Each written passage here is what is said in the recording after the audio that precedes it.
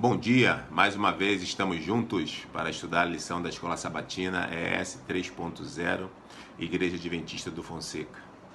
Pedimos a todos os amigos que nos acompanham quando acabar de assistir o vídeo, não só o meu, mas de todos os amigos que participam, ir lá, dar um curtir, compartilhar com seus amigos. É bem bacana. A gente acaba aprendendo um pouco mais, né, juntos aqui. A gente compartilha coisas que só vai nos elevar e nos deixar mais perto de Deus. Bom, hoje é domingo, dia 29 de dezembro de 2019, chegando ao final do ano.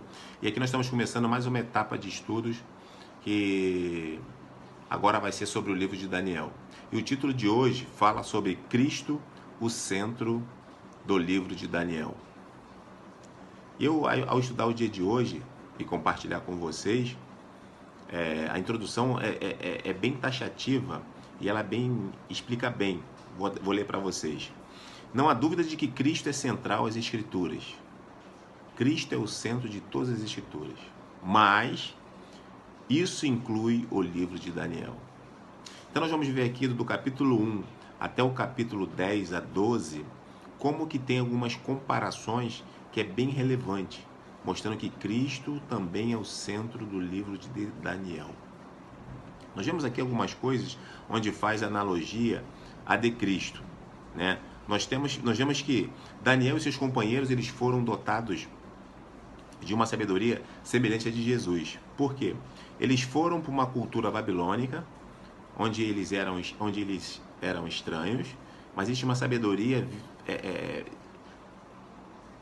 especial, uma sabedoria que, pela comunhão que eles tinham com Cristo, com Deus, eles conseguiam resolver de maneira teoricamente fácil. Mas nós sabemos que não. Nós sabemos que fácil se torna quando você é íntimo com Cristo. As coisas ficam muito mais fáceis. Mas quando você se afasta de Cristo, começa a complicar um pouco.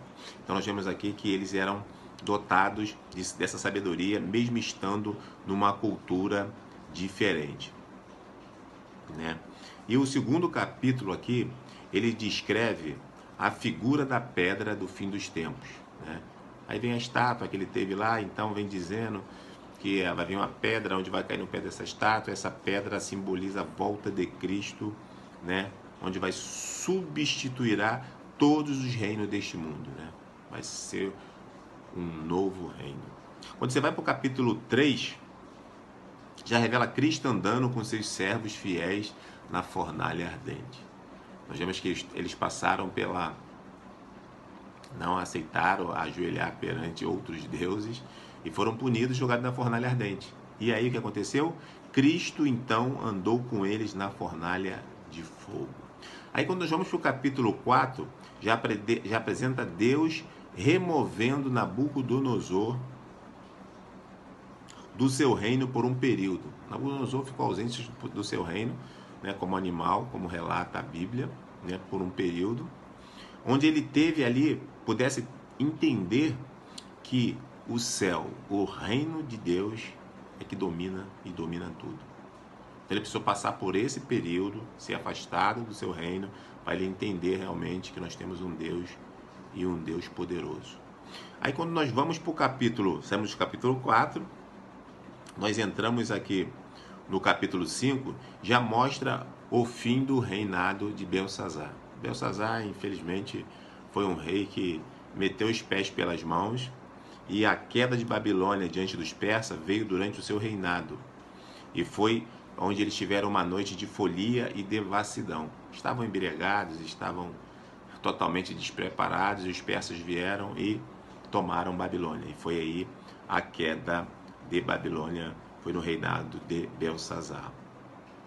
Quando nós vamos do capítulo 5 para o capítulo 6, aí já mostra a conspiração contra Daniel, de maneira que se assemelha às falsas acusações expressas contra Jesus pelos principais sacerdotes. Então nós vemos aqui a comparação, quando a gente fala no capítulo 6, né? Quando teve aquela conspiração contra Daniel, onde se assemelhou aí os sacerdotes, né? Quando Cristo esteve aqui na terra, nos anos de ministério dele, que os próprios sacerdotes ficaram contra ele. E aí outra comparação foi a que teve do rei Dario, né? O rei Dario tentou poupar Daniel de alguma forma, em vão, tá certo? Da mesma forma, tentou poupar Daniel aqui em vão, da mesma forma que Pilatos tentou também, sem sucesso, poupar a Jesus, ou seja, lavando as mãos, dizendo que ele não tinha culpa de nada. Nós sabemos que foi um insucesso, uma infelicidade da parte dele. Pulando para o capítulo 7, já descreve o Messias como filho do homem, recebendo o reino e dominando sobre seu povo. Aí já começa a mudar um pouco a história. Quando nós vamos para o capítulo 8, já mostra Jesus como sacerdote no santuário celestial.